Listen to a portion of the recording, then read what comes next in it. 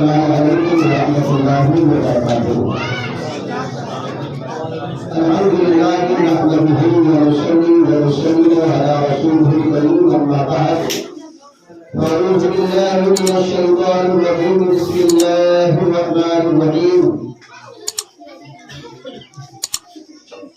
یا ایھا الذین آمنوا اتقوا اللہ وکونوا مع الصادقین۔ اے ایمان والو، اللہ سے ڈرو اور سچوں کے ساتھ ہو جاؤ۔ اللہ تبارک و تعالیٰ کا لاکھ لاکھ شکر اور احسان عظیم ہے کہ اللہ تبارک و تعالیٰ نے ہم سب کو اپنے پیارے محبوب صلی اللہ تعالیٰ علیہ وآلہ وسلم کی پاکیزہ محفل عطا فرمائی۔ اللہ تبارک و تعالیٰ نے ہم سب کو اپنے پیارے محبوب صلی اللہ تعالیٰ علیہ وسلم کی محفل میں بیٹھ کر کے سبحان اللہ اور الحمدللہ کہنے کا موقع عطا فرمایا، اور اللہ کا لاکھ لاکھ شکر ہے کہ اللہ تبارک و تعالیٰ نے ہم سب کو اپنے پیارے محبوب صلی اللہ تعالیٰ علیہ وسلم کی امت میں پیدا فرمایا، اور ہم سب کی ہدایت کے لیے اللہ تبارک و تعالیٰ نے تمام نبیوں کو بھیجا، رسولوں کو بھیجا، صحابہ کرام رضوان اللہ تعالیٰ علیہم اجمعین سے ہم اور آپ سب اپنی زندگی کو جینے کا بہترین خوبصورت بہانہ ڈھونڈتے ہیں، اور صحابہ کرام رضوان اللہ تعالیٰ علیہم اجمعین نے جس طریقے سے اپنی زندگی کو گزارا ہے اسی طریقے سے ہم اور آپ سب کو بھی زندگی گزارنا چاہیے۔ جس طریقے سے اولیاء کاملین نے، علماء ربانیین نے، خلفاء راشدین نے زندگی کو گزارا ہے اسی طریقے سے ہم سب کو زندگی گزارنا چاہیے۔ اللہ کی بارگاہ میں دعا ہے کہ اللہ تبارک و تعالیٰ ہم سب کو حق بولنے اور حق پر عمل کرنے کی توفیق عطا فرمائے، ہم سب کو نماز کی پابندی کرنے کی توفیق عطا فرمائے۔ کہ محمد سے وفا توڑنے کو ہم تیرے ہیں، یہ جہاں چیز ہے کیا لوح و قلم تیرے ہیں۔ حضرات، وقت بہت تیزی کے ساتھ گزر رہا ہے، آئیے بڑی تیزی کے ساتھ میں آپ حضرات کے سامنے اپنے پیارے آقا جناب احمد مصطفیٰ محمد مصطفیٰ صلی اللہ علیہ وسلم کی پاکیزہ گفتگو کرتے ہیں، اور آپ حضرات محبت کے ساتھ حضور پاک صلی اللہ علیہ وسلم کی پیاری پاکیزہ گفتگو سن کر اپنے قلوب کو تابناک بنائیں۔ سرکار کی محفل کو سرکار سجاتے ہیں، آتے ہیں نبی جن کو سرکار بلاتے ہیں۔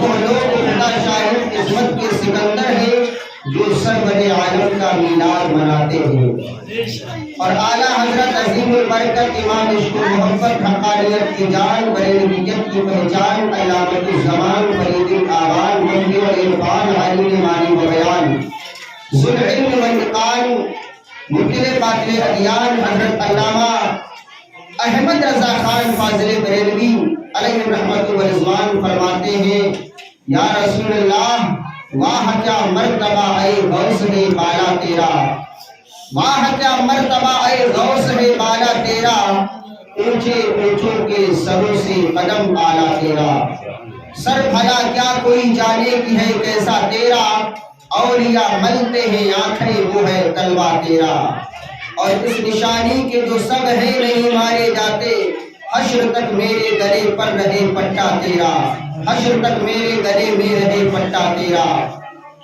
حضرات، اللہ تبارک و تعالیٰ نے ہم سب کو حضور پاک صلی اللہ تعالیٰ علیہ وسلم کی محبت میں جلائے، اور حضور پاک صلی اللہ تعالیٰ علیہ وسلم کی محبت میں اٹھائے۔ غوث البلا کی محفل جو بھی سجا رہے ہیں، سویا ہوا مقدر اپنا جگا رہے ہیں، اور پیران پیر ہے وہ روشن ضمیر ہے وہ، پیران پیر ہے وہ روشن ضمیر ہے وہ، بیٹی کو ایک پل میں بیٹا بنا رہے ہیں۔ فیض و کرم کی بادل، فیض و کرم کے بادل، فیض و کرم کا بادل چھایا ہوا ہے ہر سو، لگتا ہے غوث اعظم تشریف لا رہے ہیں، لگتا ہے غوث اعظم تشریف لا رہے ہیں۔ وہ 12 سالہ کشتی، وہ 12 سالہ کشتی وہ پل میں ہے نکالی، دیکھو تو غوث اعظم تشریف لا رہے ہیں، دیکھو تو غوث اعظم تشریف لا رہے ہیں۔ بغداد والے آقا کی دیکھیے کرامت، بغداد والے آقا کی دیکھیے کرامت، فرماتے کن بِإِذْنِ اللہ مردے جلا رہے ہیں، فرماتے کن بِإِذْنِ اللہ مردے جلا رہے ہیں۔ حضرات اللہ تبارک و تعالیٰ کا لاکھ لاکھ شکر ہے کہ اللہ تبارک و تعالیٰ نے ہم سب کو حضور کی امت میں پیدا فرمایا ہے۔ ہمارا اور آپ سب کا مقصد صرف یہ ہے کہ اللہ تبارک و تعالیٰ ہم سے راضی ہو جائے، اللہ ہم سے خوش ہو جائے۔ بولو یہی نا مقصد ہے نا سب کا؟ ہر انسان کا یہی مقصد ہے کہ ہمارا خدا ہم سے راضی ہو جائے۔ نماز پڑھنے والا نماز پڑھتا ہے تو اس کا بھی مقصد ہوتا ہے کہ اس کا خدا اس سے راضی ہو جائے۔ روزہ رکھنے والا روزہ رکھتا ہے تو اس کا بھی مقصد ہے کہ اس کا خدا اس سے راضی ہو جائے۔ حج کرنے والا حج کرتا ہے، اس کا بھی مقصد ہوتا ہے کہ ہمارا خدا ہم سے راضی ہو جائے۔ زکوٰۃ دینے والے کا مقصد یہ ہے کہ زکوٰۃ اس لیے دیتا ہے کہ ہمارا خدا ہم سے راضی ہو جائے۔ پیارے اسلامی بھائیوں، اور ہماری زکوٰۃ بھی ادا ہو جائے۔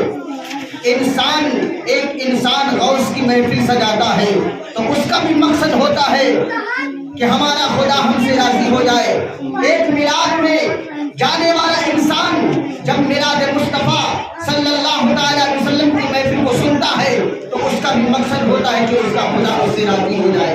لیکن حضرات آج ہم اور آپ سب اپنے خدا کو راضی کرنے کے لیے لگے ہیں۔ ساری دنیا اپنے خدا کو راضی کر رہی ہے، لیکن خدا اپنے محبوب کو راضی کر رہا ہے، خدا اپنے محبوب کو راضی کر رہا ہے۔ اور اللہ فرماتا ہے اے محبوب آپ ہم سے راضی ہو جائے، اے محبوب آپ ہم سے خوش ہو جائے۔ تو کیا پتہ چلا کہ خدا کی رضا چاہتے ہیں تو عالم خدا چاہتا ہے رضا محمد، خدا چاہتا ہے رضا محمد۔ ایک بچہ جو مدرسے میں پڑھتا ہے وہ بچہ اپنے استاد سے کہتا ہے استاد جی میں صدیق اکبر رضی اللہ تعالی عنہ کے مقام کو پانا چاہتا ہوں، میں فاروق اعظم کے مقام کو پانا چاہتا ہوں۔ تو استاد کہتے ہیں بیٹا عمر فاروق اعظم کو مقام کو نہیں پہنچ سکتے تم۔ وہ بیٹا کہتا ہے، وہ شاگرد کہتا ہے اپنے استاد سے کہ اے میرے استاد میں صحابی رسول بننا چاہتا ہوں۔ تو استاد کہتے ہیں صحابی رسول اس کو کہتے ہیں جس نے میرے پیارے آقا کا چہرہ دیکھا ہے، حضور کا چہرہ دیکھا ہے، اس کو صحابی رسول کہا جاتا ہے۔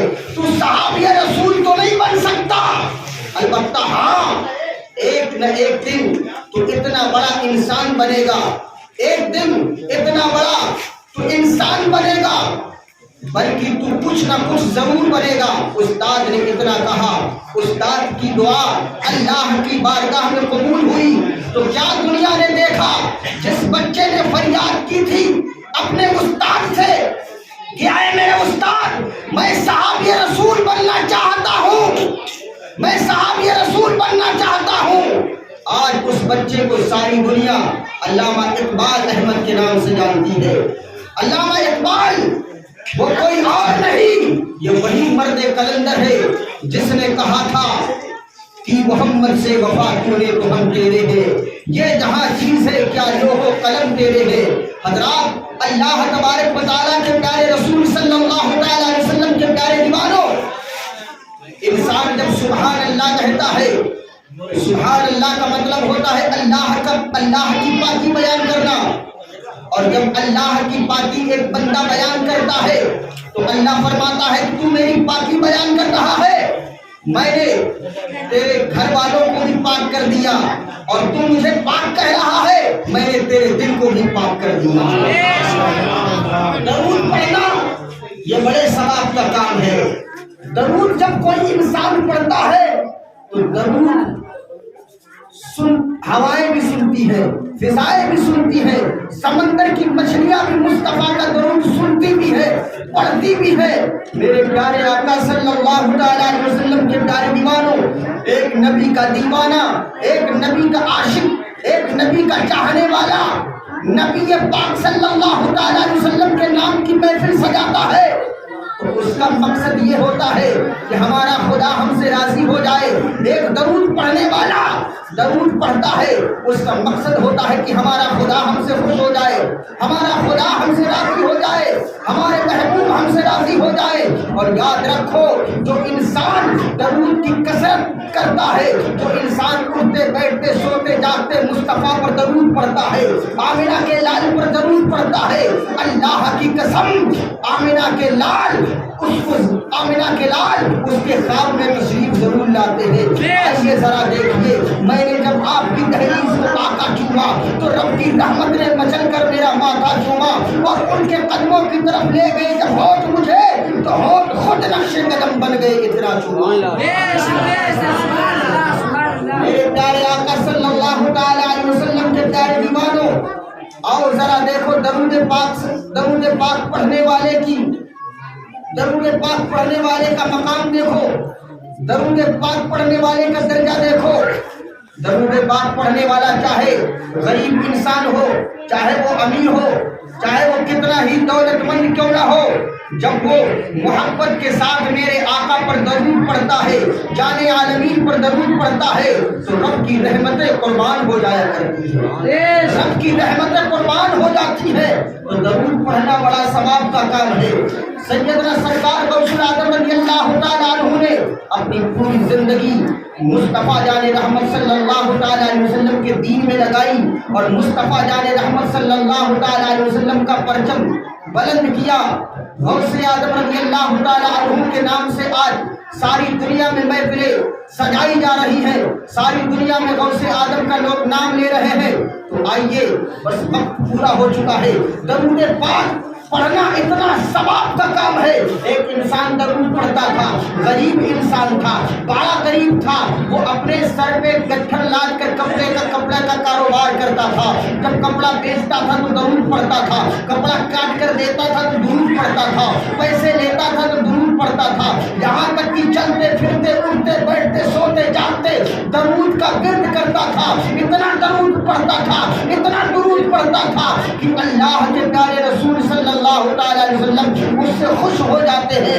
ایک دن وہ خواب میں اللہ کے محبوب مصطفیٰ جان رحمت صلی اللہ تعالیٰ علیہ وسلم تشریف لاتے ہیں اور اس نوجوان سے کہتے ہیں, اے نوجوان ذرا میرے قریب آ جا, میرے قریب آ جا.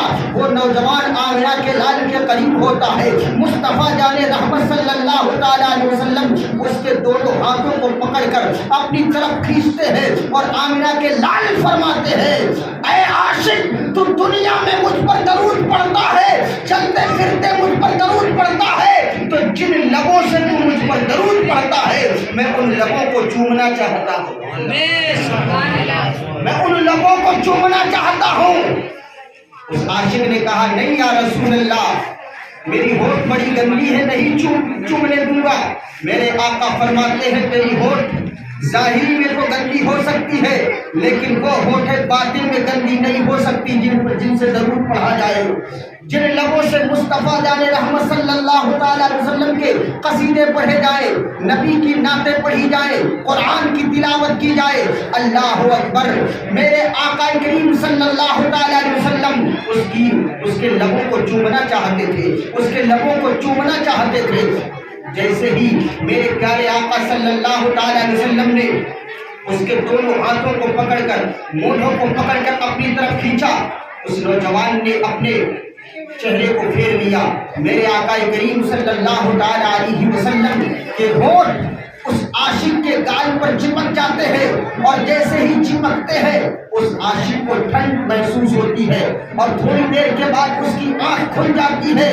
تو کیا دیکھتا ہے, اس کا پورا گھر مہک رہا تھا, اس کا گھر پورا خوشبودار تھا.